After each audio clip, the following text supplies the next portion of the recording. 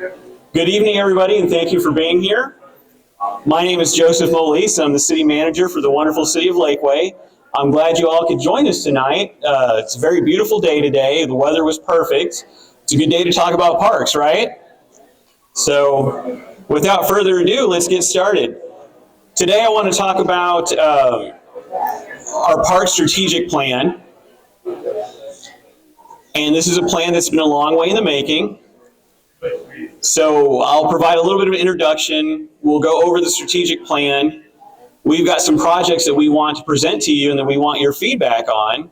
And Andrew Bennett, our wonderful Parks and Recreation Director, will kind of go through those projects. And then we'll have a little bit of question and answer, but really what this is designed for is for us to kind of mingle on the floor at all of these stations like you're already doing and talking about the specific projects. At the end, I'll be able to walk around. Our finance director, our assistant city manager are here, so if you want to talk about, awesome things like taxes and bonds, we'll be more than happy to get into the weeds with you on that.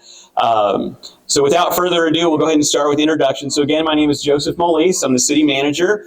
I've been the city manager for a little bit over a year, and I've been here at Lakeway for over 3 years now. So it's a completely wonderful place that's won me over, and quite frankly, it's because of the environment. It's because of all the green spaces, it's because of our awesome parks, and the wonderful people that live here and that volunteer here. So speaking of that, I want to give thanks to our city council. We do have actually 6 members of council here tonight, so that's phenomenal. Luckily, we posted a quorum notice, so we're legal in case our city attorney is listening. But we do have wonderful support of our council. We have the wonderful support of our city leadership team. These are our department directors and assistant directors that work so very hard with our city staff to make sure that we can provide you the services that you need and the quality of life that you deserve. So who are we? We are 135 full-time employees. I have the great pleasure of working with an incredibly fantastic team that covers 7 different major departments, from administration to parks to police to public works. We have over 85 plus part-time and seasonal employees that help fill out our ranks, especially in the summer.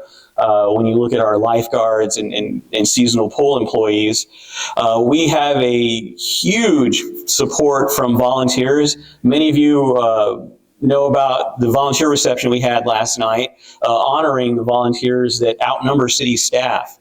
And they really help get the job done, so I want to publicly thank them. We have right now 10 boards and commissions that volunteer their time, covering everything from ethics to zoning and planning to art to heritage.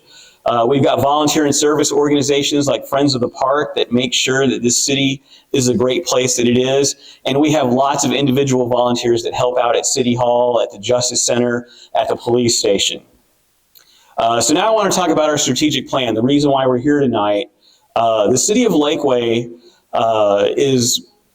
has a wonderful parks team that helps to facilitate a lot of the culture of Lakeway. This city is defined by its culture, and a lot of that is built up by how we treat our parks, how we treat our green spaces, how we treat our people.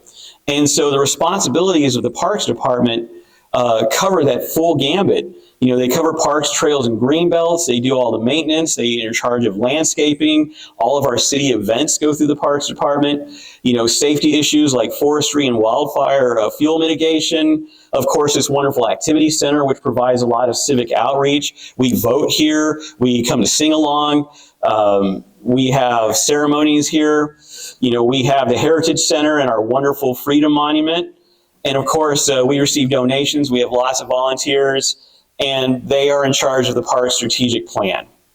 So what that looks like in our city is that they're in charge of 4 facilities with amenities that's covering 22 acres, 9 parks at 111 acres, 19 green belts at 357 acres, and then there are over 25 events, major events throughout the year, and tons of minor events that this small crew is responsible for. So it's a lot of weight that's carried by this department that puts Lakeway on the map.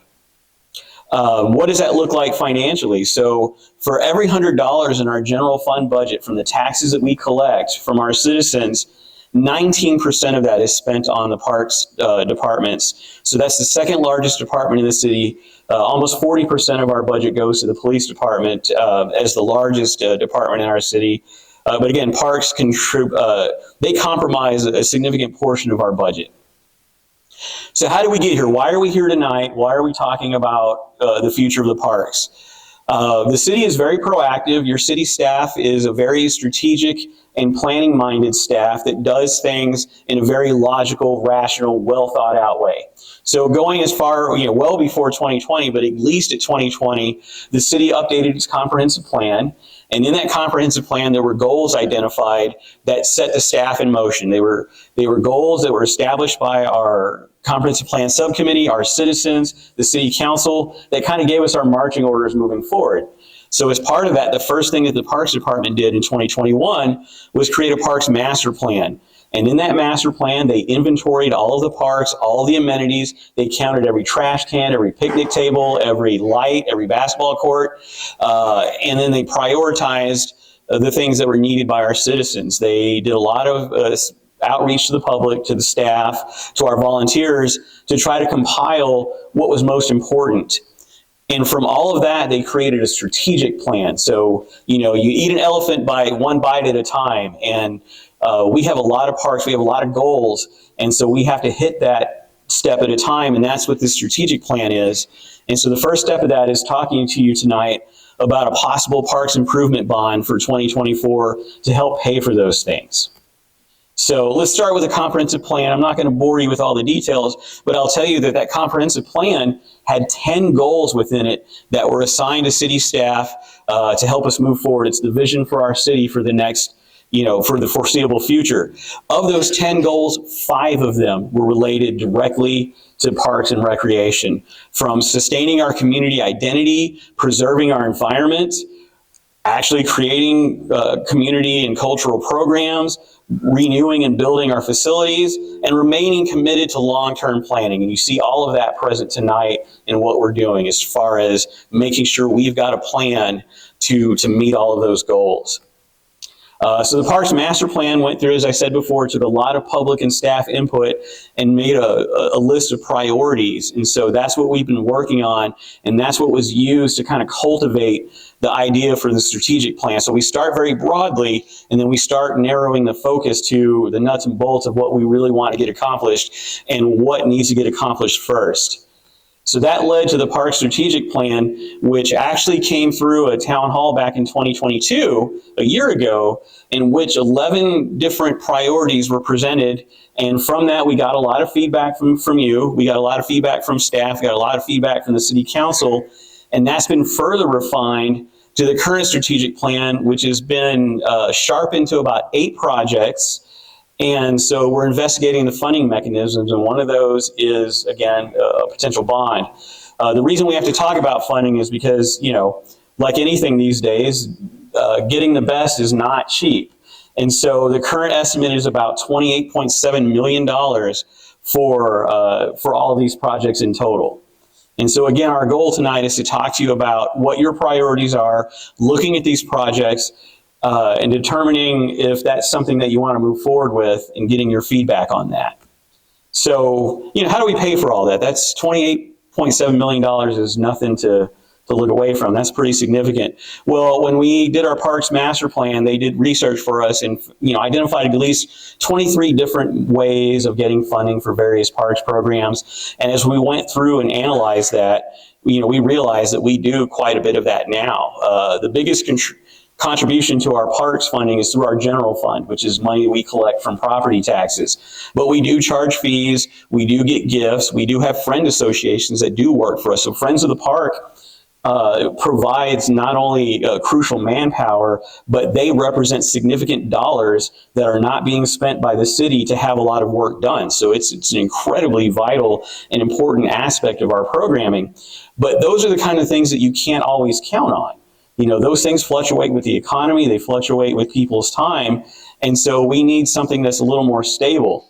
I will tell you that throughout all of our revenues, we do make revenues from the Parks Department, but it's about 4% of our total revenue stream between sales tax and property taxes. The activity center and the swim center generate about 4% of the revenues for the city. So again, that's not going to get us to that $28.7 million that we need in addition to our operating funds.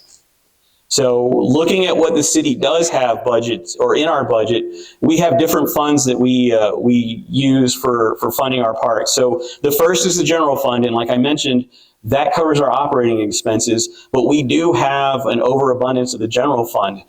Some of that is required by our funding policy so that we have essentially rainy day money for disasters like the winter storm that we saw last year and any potential winter storms coming up this year. But we do have some overflow with that. So there's about $1.7 million if we're willing to let our fund balance ratio drop to 25%. Right now it's between 35 and 40%. So it's very healthy. We obviously have some reserves there. Speaking of reserves, we also have been building up a capital reserve.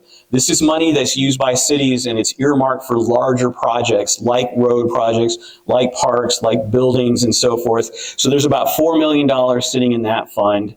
Whenever we have a development come through that's for residential development, those developers are required to contribute to a parkland dedication and infrastructure maintenance fund, or to develop those amenities as part of their development. So if a large subdivision comes in, they may have the option of actually building a park facility and dedicating it to the city, or giving us money to put into our fund.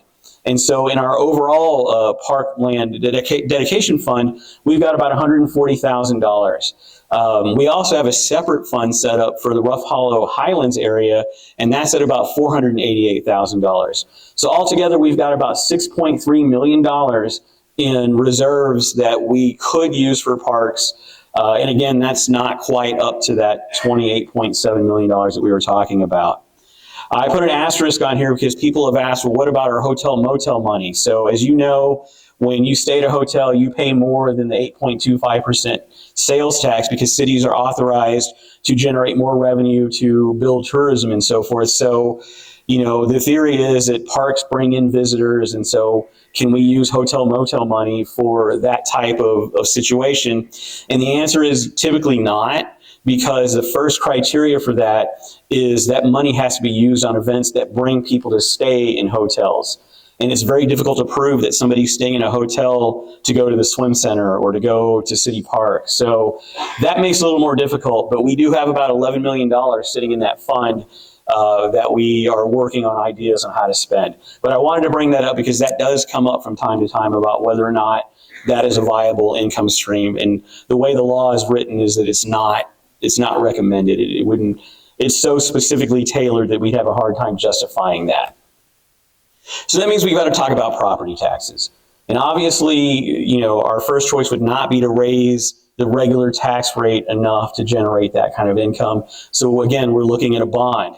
It's important to note that when we talk about property taxes, I'm going to back up a little bit and explain that the city does not assess those taxes. We're not the ones that are valuing your homes and telling you how much it's increased this year. That's the Central Appraisal District of Travis County. And of that tax burden that you're paying, our portion is less than 7%. So when you're paying your taxes, know that only 7% is actually going to the city of Lakeway. The lion's share of it at 60% is going to the school district, followed by Travis County, and then our ESDs and our water districts. So the city of Lakeway is not the primary contributor to your tax load, and so that's important to remember. The other thing to remember is when we collect the taxes, it's broken down into two different funds. There's what's called interest and sinking, which is basically our debt. It's the money that we have to use to pay down the debt that we've acquired as a city through older bonds. As you recall, we had a bond for police and safety improvements back in 2018, and then we did a bond last year for transportation. So though that part of our taxes that are collected goes to pay that. The rest of it, the lion's share of it, is for operations and maintenance, or O&M as you might hear it called. And that's the day-to-day activities of the city. That's what pays the electric bill. That's what pays our staff. That's what pays for the maintenance on our equipment and so forth. And so as you can see, for the past several years, that ratio of debt to operations maintenance has been fairly steady. It's going to go up in 2024, as shown in this last column here, and that's because that's the representation of the transportation bond, where you, the voters, approved the tax increase to be able to build some road projects, and that's how that's reflected on that. And what this graph is also showing is representative of what a typical taxpayer in Lakeway would pay each year. So in other words, in 2019, the average home value was less than, I think it was around $600,000. So you were looking at about $867 a year in taxes to the city of Lakeway.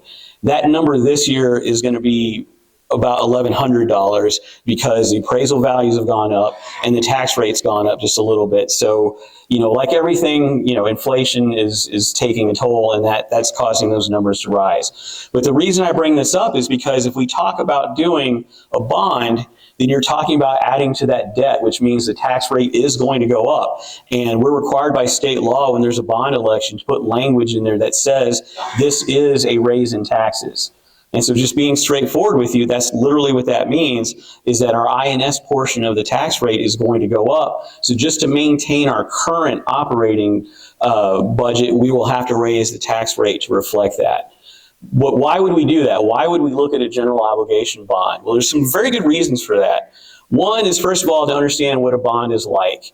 That bond debt is very similar to your home mortgage. It is typically a 20-year obligation that the city takes on as debt from creditors, but we have a very high credit rating, so we get a very good interest rate.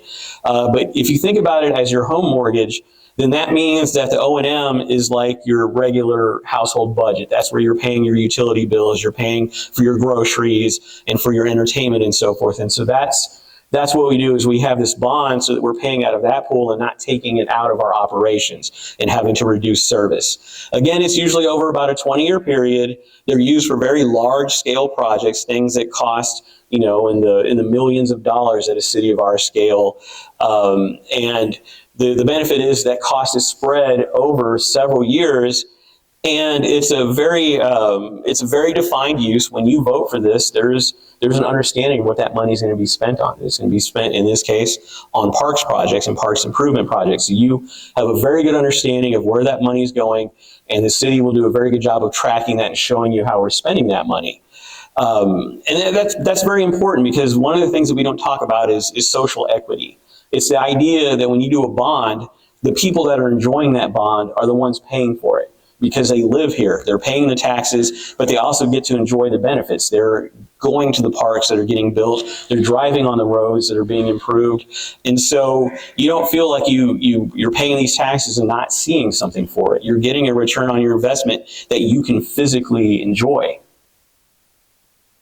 So what that would look like if we move forward is, so first of all, there has to be an election for a bond, and that timetable is dictated by the state election code. The earliest we could do that would be May of this year. And so to do that, the city council would have to call for an election by the early February with the language in the bond and everything.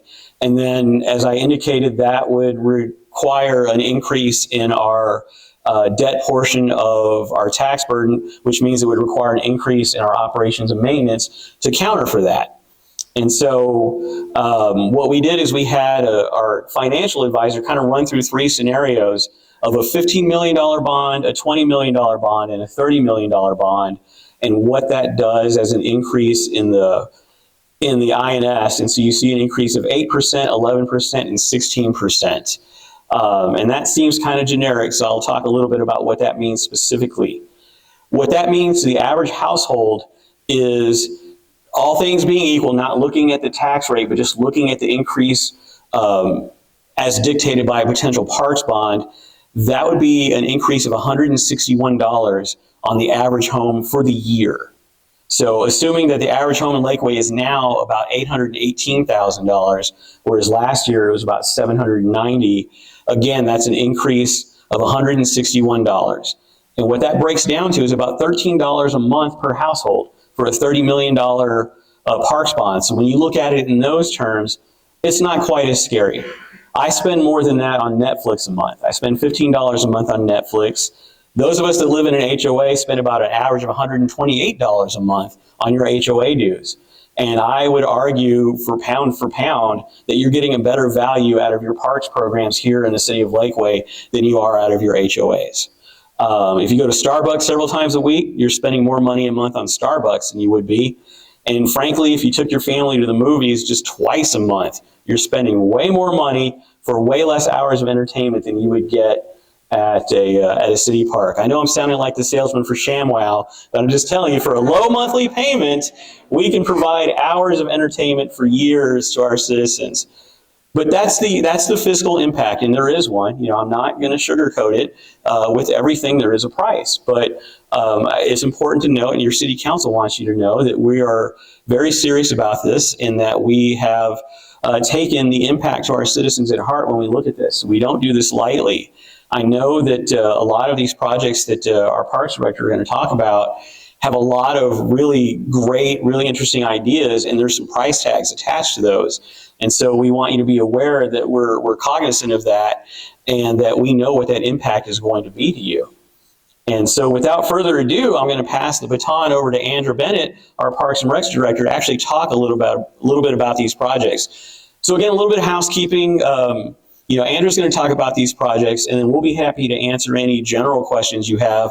But we're going to encourage you that if you've got specific questions, to kind of go to each table and look at each of the parks, provide your input. There's places to write comments. There are QR codes to scan to send comments later on online.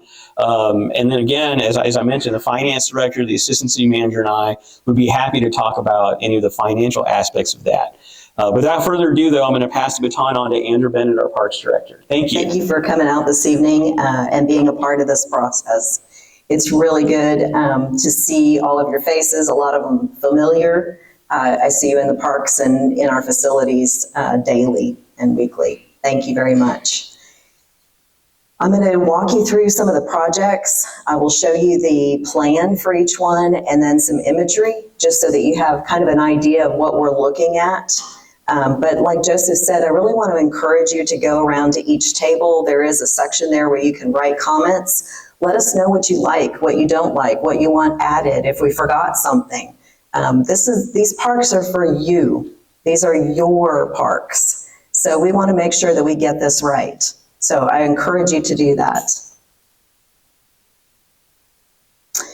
Okay, just to do a brief review, I know Joseph touched on this. In 2019 is when this whole process really started.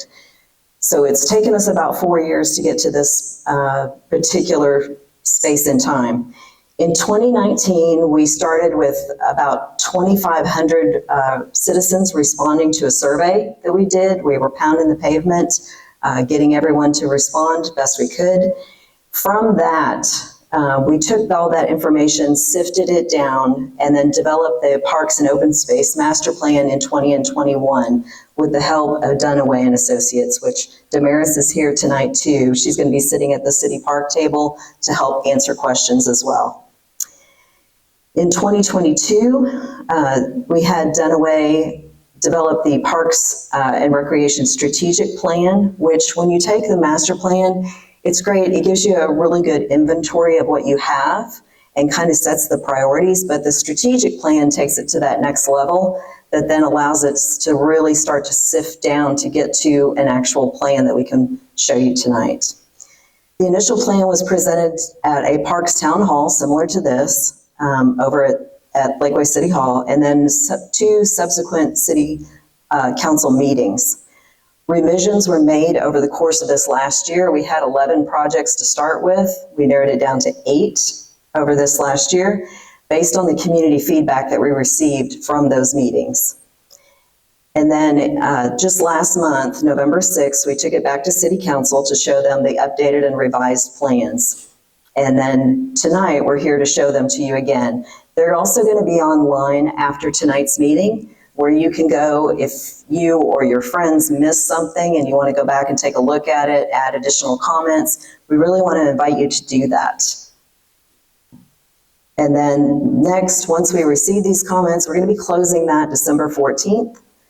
We will then consolidate all that information, give it back to council, and let them know what your final thoughts and feedback were, and then allow council to then sift through that information and decide whether they want to move forward with bond language and take it to the voters.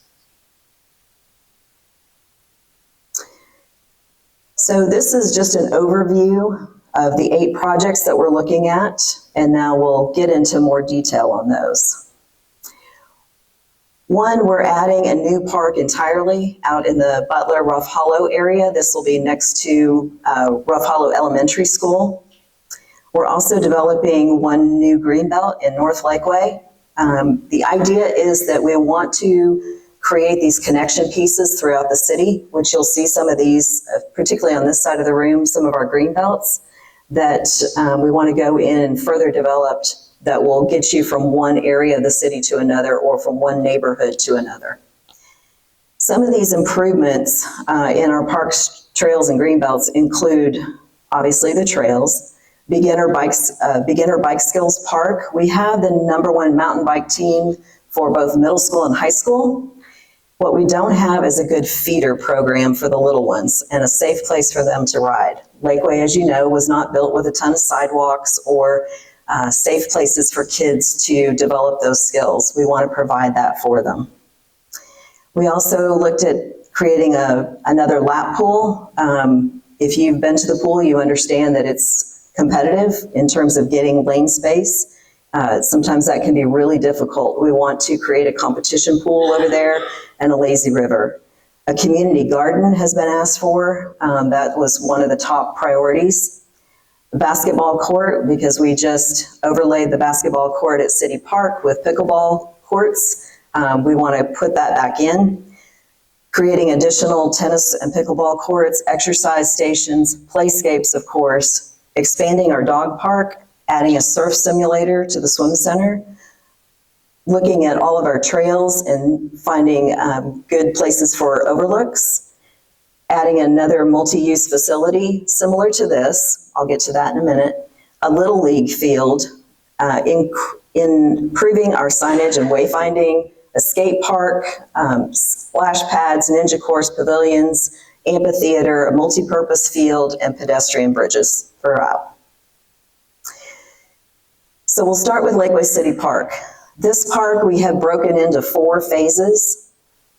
So here's the overview, and then I'll just break this down for you. Here's some imagery. Like I said, I would show you imagery for each one. So here's where we start. Let's see. Is that going to be okay? Okay. All right. So right here is the entrance to City Park right now. We would make some improvements there right off the bat. The idea is that right now, City Park comes down and it stops about right here, down at the lower level. That's great, but that only gives us 110 parking spaces. And a lot of people don't ride with anyone else in their vehicle. So that's 110 people in the park. It doesn't really fit Lakeway anymore. We have expanded. When I arrived here in 2007, we had about 8,000 residents. We now are pushing 22,000. Our needs have changed. This park is dynamite. It is a jewel in the city, but it's also 30 years old, and the needs have changed during the course of that 30 years. So what we're looking at doing is expanding this parking, and no, it will not affect the trail that goes around here, right around there right now. It's just expanding that parking area to access additional areas of the park. Right here would be a pour in place, a new playscape. If you've been up to the upper level playscape, you know that it needs some attention and love. We would remove the mulch that's in there now. We have a mulched playground down here, and there's a reason for that. Eventually, we will get rain again. And what happens is the water comes up, and it comes up to right up here, closer to where the dog park and restroom are. And so You can't put a pour in place playscape down at that lower level. You're just gonna float it, and you've spent a lot of money on something that is gonna go away. So that's why we chose to do mulch in that one. But up here we can. The pavilion would stay as it is. This restroom would be replaced. It's time. And then you would come around here, and this is where Ranger Field sits right now. Ranger Field is interesting. So that field was built on solid bedrock. And we have done everything we can through the years to add infill clay to it. We have drug it. We have added grass and dirt. There is, I don't want to call it a sinkhole. It's not a sinkhole like you think of. It's not going to swallow your car. But there is a hole out there, whether it's a crevice, a canyon, a cavern, or a sinkhole. There is something out there that does not allow for us to have a good playing field for kids. You know, if you're running for a pop fly, you don't want to twist your ankle and fall. So that's why we looked at just creating a green space in that area versus a true baseball field. The next one, if you can see all the shaded areas there, we looked at increasing our trails and improving them, widening them, so that you have someone on a bike is passing someone on a stroller, and then you have a jogger and a walker coming along. You have safe passage going either way. We also looked at adding the bike park over here, which is right in here. This is the bike skills area. And then a brand new skate park. One of the things that we have at our skate park right now, it's a great facility, but it's a great facility if you're a little more advanced. If you are new to riding, you need some street elements that allow you to build your skills also. And we can do that, and we can have both in the same area. We just need to have a place to expand to, and the current skate park does not allow for that.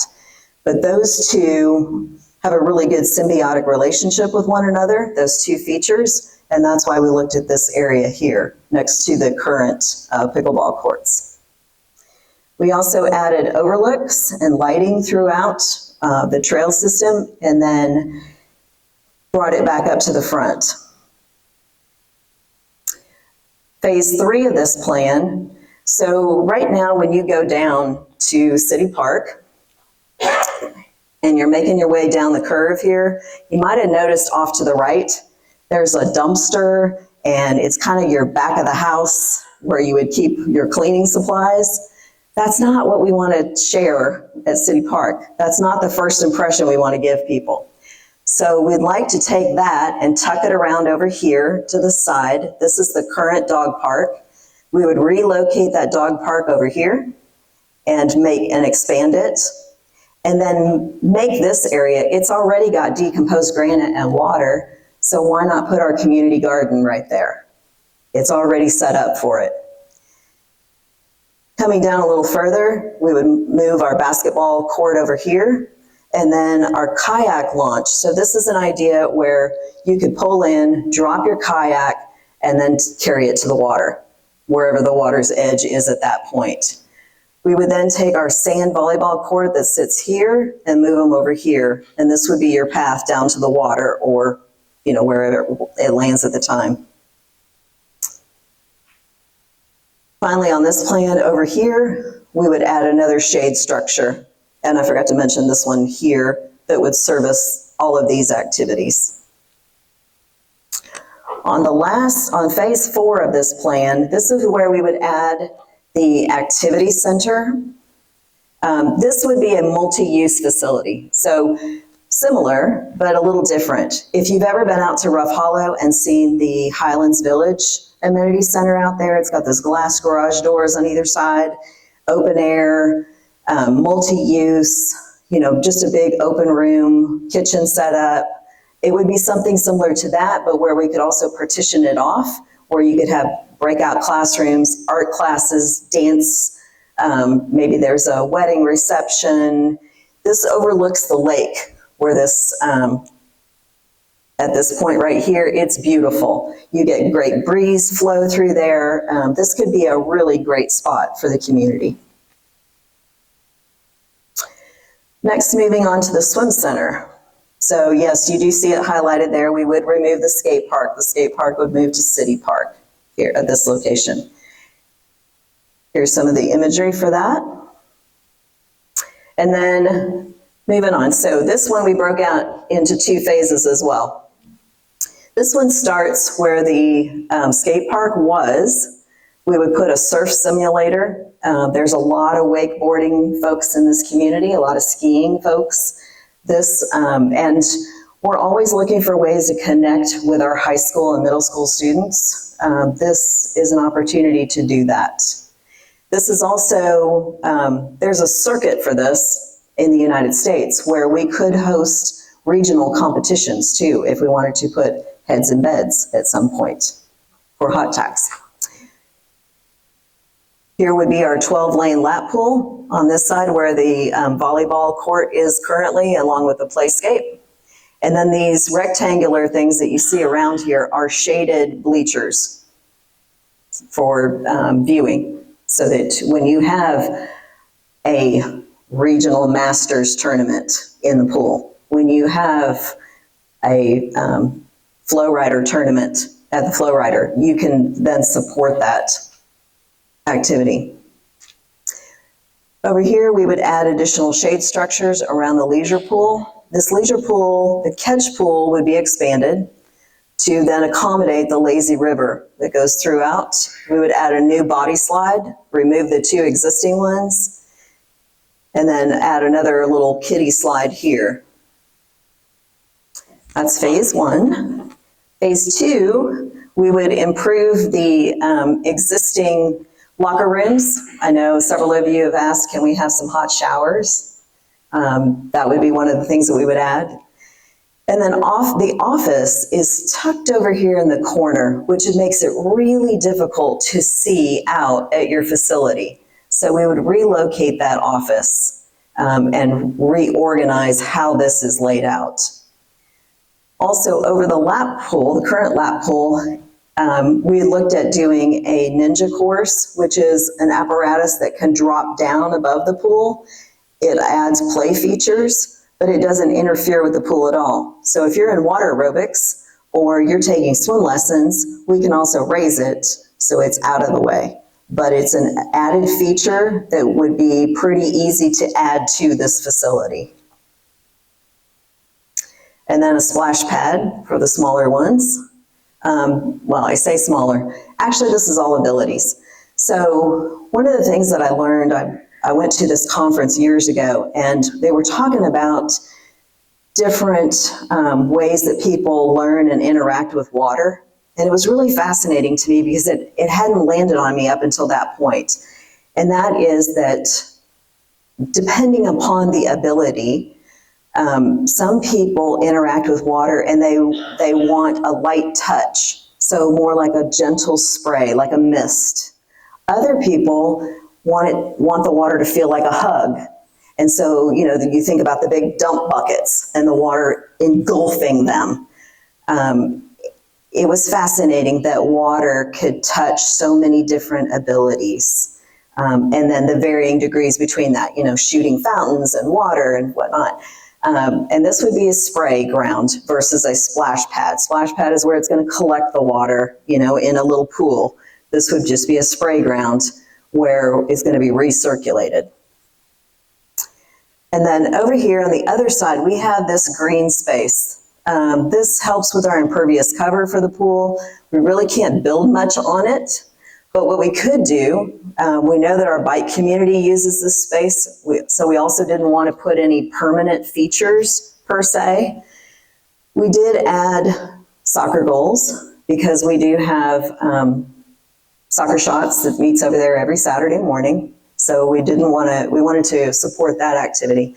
But then we also added some picnic tables in here, a shade structure, and then some yard games. So think about your concrete cornhole, ladder games, that sort of thing, so that families can still come out.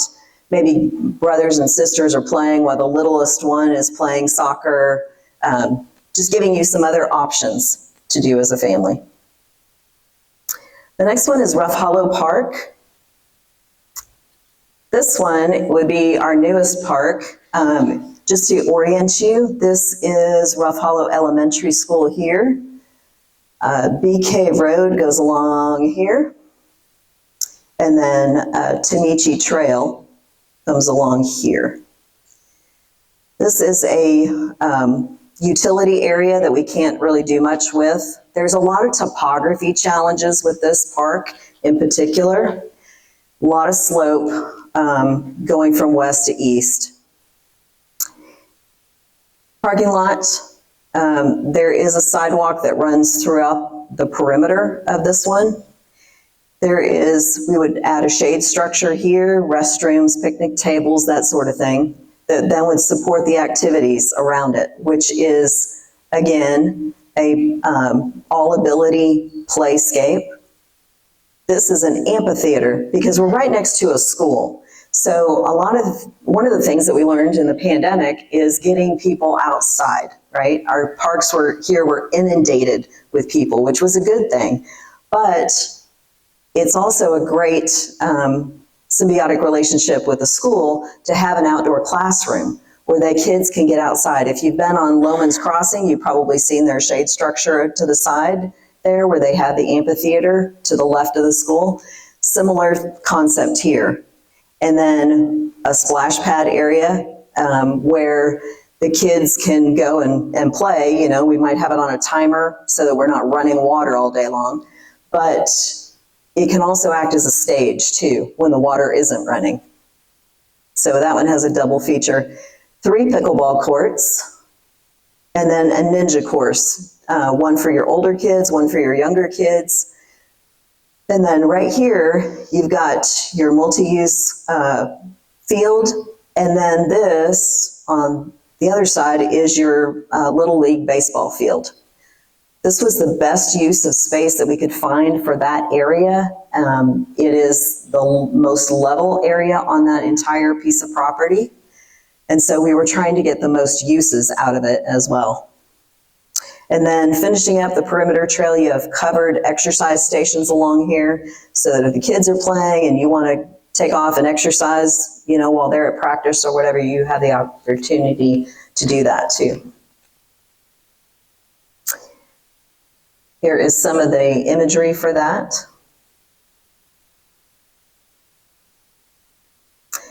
Next up is here, the Lakeway Activity Center. So we are completely full. We are booked in the summer. We're booked pretty much year round now, but our summer camps, we are packed. We have a waiting list to get in here. What we don't have is a place for them to actually play. So they come in here, they do, you know, their various indoor activities. We push them into the courtyard for their outdoor activities. Poor Bruce, working here. Every plant is snapped in half. Every rock is thrown in the water. It's controlled chaos in the summer, but we love it. But what we need for them is better utilization of space, which is here on the back side of the activity center. We have some green space back here. It fronts Lakeway Drive. And then right here is Cross Creek, where you came in probably. On the back side, there's a water feature right here, and then this is just green space. If you've ever been to a 4th of July parade, you might have hung out back here. What we'd like to do is a pour-in-place playscape, but a little more natural. So I'm not looking, or we're not looking for big primary colors. We don't want it to look like a daycare on the back side of the activity center. So this is what we're looking at, is very natural things that fit into the environment, that make sense for this space, but also support kid activities where it's adventure and they come up with their own ideas for play. Think about when you were a kid and you used to run and climb trees and go, under the bridge and different things. That's what we're looking at. There's also, you see the lady up there in the corner, the upper right-hand corner, she's playing a musical instrument. They make them too in very natural tones, so that we could have some very soft musical instruments too for the kids. The next one is the Live Oak Tennis Court Park. This one we also broke into 2 phases. You'll see that there's a red dashed line along here. So we'll talk about the left first. One of the things that comes up all the time with pickleball is the noise, right? Everybody's concerned about the noise, and we understand that. Pickleball does make noise. So what we did, this property also has a lot of topography challenges. Pretty much everywhere in the hill country does. So what we did was take this and slide these courts off that property line as much as we possibly could, and then heavily landscaped between it. Now, if something comes up and they come out with a really defined technology that can do soundproofing, of course, we're gonna put something in like that. As of yet, they have not come out with anything. So I just wanna make sure everybody hears me say that. So we pulled them off the best we could. We heavily landscaped it. The frontage for both Flamingo and for behind the pickleball courts. We added 6 courts here and parking. We had to take out the permanent shade structure that we had here in order to slide those courts down. But what we did was do, if you've ever seen those sail structures, it still provides shade, but they're using poles versus solid beams. And that still allowed us to put in a restroom, tables, and the shading here.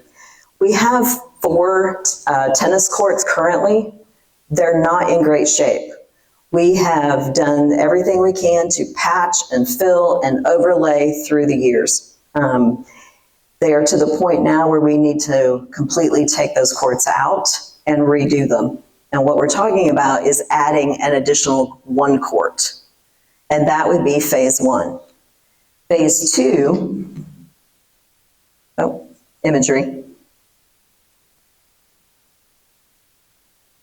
Oh, I guess I didn't put it in.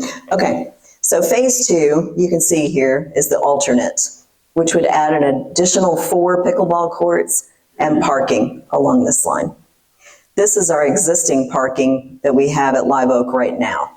The next one is Smith Greenbelt. If any of you came to the Hearst Creek Sculpture Garden project grand opening, or you've been on that trail now and gone across the new bridge, you'll know exactly where we're talking about. So down here by the old Justice Center, which just to orient you, is right here. This is the parking lot, Cross Creek, and then we're up here at the Activity Center. This is Loman's. So here's the new trail that we added and the bridge right here. This bridge then leads underneath Loman's and into Hamilton Greenbelt. If you go left, if you go right, you're now on Smith Greenbelt, which makes its way all the way over to Lakeway Drive and then back up to the Activity Center. What we're talking about doing in Smith Greenbelt is, if we go left on that plan, if we go left, we would go under the Loman's Bridge. Under the Loman's Bridge, we looked at creating a mosaic. We've been talking with the Arts Committee on this, and this piece of it would really be their project. We would just look at doing the funding for it. We looked at creating a mosaic of some sort, or, some sort of a Lakeway specific wall utilizing that space. Because right now you go under there and it's just dirty and dungy, and it could be improved upon. We could also add lighting to make it more inviting under there, not so scary. So that's some different ideas for that one. Going back, the other improvements to this particular plan offer some overlooks through here, but also offers this green space right here where we would improve the turf and also improve the bridges. Improving the turf would allow us to have some exercise classes maybe one person with a guitar in there for a very small, intimate little concert. It gives some other uses for that space. Tai Chi in the park has been huge here. We were shocked, but when the pandemic started, those classes were full and they stayed full the entire time. And so this would offer another place for that. The next one is Hirsch Creek Road Greenbelt. We talked earlier about the connection pieces throughout the city. So if you're familiar with Sailmaster and Hirsch Creek Greenbelt, Hamilton Greenbelt, which goes over this way. What was the pickleball courts was right here. We just overlaid it for a basketball court again. So what this does is, this is not so much a destination greenbelt as it is just a connection piece and improving that between neighborhoods. The idea is that if you got on Hirsch Creek Road, which goes along the side here, and you started at City Park, you could jump down into Hirsch Creek Greenbelt, you could go across into Hamilton Greenbelt, and you can honestly keep going through the whole city all the way out to Canyonlands if you wanted to. This is just a good connection piece. What we did was add trail signs. This little section right here, we did add a concrete sidewalk, and then same thing here. Again, the topography here is challenging. We're trying to add ways that we can have all abilities in as many of the areas within our park system as we possibly can. Those challenges limit us in some regard, but where we can, we want to put those things. We added trail sign and wayfinding throughout, and then there's a couple of small little footbridges and overlooks. And here's what some of the images for that. Next one is North Lakeway Greenbelt, very similar. So just to orient you, this is Claravan coming along here. The Lexus dealership would be up around here, or well, up around here really. Coming down here, there is right here is the existing parking lot. We would expand that a little bit, just the footprint of it. And then there's a sidewalk that gets you back over here. Coming down that, we would have a hawk system, which is kind of that flashing, pedestrians coming, look out sign system. And then this first little piece that goes in here, this would be an elevated boardwalk. So just a little bit up off the ground. It's a really marshy area in there when we do get a normal wet season, not even a heavy rain. That becomes difficult to navigate in there. But it's a beautiful piece of property, and it's our greenbelt. It's currently in our inventory. We just haven't developed it yet.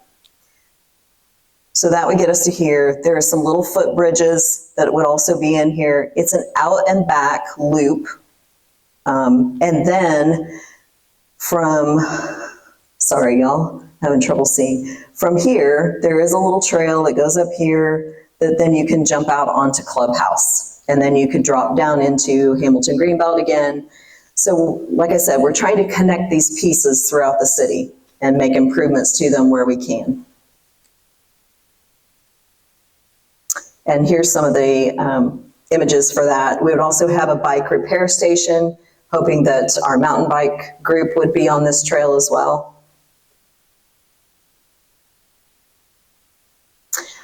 So I know Joseph touched on the cost for some of this. This is what those individual plans look like. City Park comes in at 11 million. The Swim Center phases 1 and 2 together, 5.5. Butler Rough Hollow Park, 3.2. The Activity Center Playground, 576. Live Oak Pickleball Courts, which has 2 phases, 4.2 and then 6 for 4.9. Smith Greenbelt at 609. Hirsch Creek Greenbelt at 700, and then North Lakeway Greenbelt, which we just talked about, at 1.9 for 28.7 million. We, after tonight, we will have a virtual presentation that will be online, like I said earlier, so that you have more opportunities. Tell your friends, your neighbors to please go online and fill out those forms. Let us know. We want your feedback. We want to hear from you. This is, again, your park system. We're going to take all of that feedback. It'll close December 14th. We're going to take all of that feedback, consolidate it, get it into chunks of information that we can then present to City Council at the regular City Council meeting on December 18th, and then allow City Council to weigh that information, whether they want to move forward with a parks bond, and if so, how much, and what would the timing be based on the feedback from you all. So that's that. And Joseph and I are here, along with the rest of the Parks and Rec staff and Tamaris, for any questions that you might have. Thank you.